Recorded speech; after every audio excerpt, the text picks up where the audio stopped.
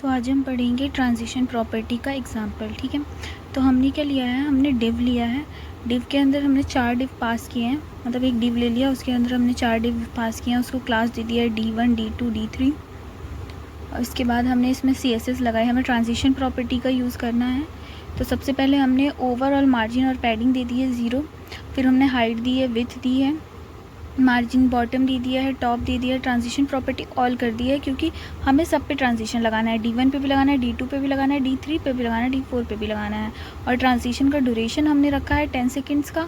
10 seconds के लिए हमें मतलब ट्रांजिशन लगी होनी चाहिए। बैकग्राउंड कलर दे दिया है, सबको अलग अलग दिया हुआ है। अब ट्रांजिशन टाइमिंग फंक्शन, हमने ट्रांजिशन टाइमिंग फंक्शन पढ़ा था। पहला क्या है हमारा ईज़, मतलब कि स्लो स्टार्ट होगा, फिर फास्ट होगा, फिर स्लो होगा एट द एंड में। फिर D2 क्या है हमारा, ease out, slow at the end, and में जाकर ये क्या हो जाएगा, स्लो हो जाएगा। और ईज़ इन क्या होता है, इसका opposite, slow at the beginning, beginning में स्लो रहेगा। और ईज़ इन एंड आउट क्या होगा, slow at the start and and, and में और स्टार्टिंग में क्या रहेगा, स्लो रहेगा, बीच में फास्ट रहेगा। तो हम इसका आउटपुट देख लेते हैं।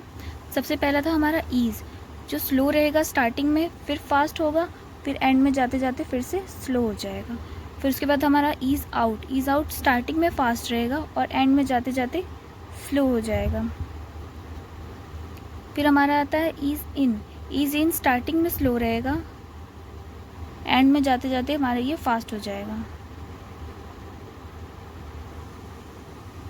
फिर आता है ईज़ इन एंड आउट भी स्टार्टिंग में स्लो रहेगा, बीच में फास्ट हो जाएगा, फिर एंड में जाते जाते फिर से स्लो हो जाएगा।